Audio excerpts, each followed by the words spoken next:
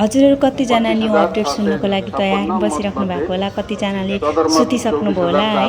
यो चाहिँ हामीहरूको झापा क्षेत्र नम्बर 5 को अहिले 11 बजेको अपडेट, पौने 11 भएको छ। यतिखेरको अपडेट सुन्नुहोस् है त। प्राप्त गरेको मत संख्या बताउन चाहन्छु। नेपाल कम्युनिस्ट पार्टी एकीकृत मार्क्सवादी लेनिनवादीका उम्मेदवार केपी शर्मा ओलीको सूर्य चिन्हमा 3973 मत, नेपाली कांग्रेसका उम्मेदवार मन्दरा चिमरियाको रूप चिन्हमा 554 मत, नेपाल कम्युनिस्ट पार्टी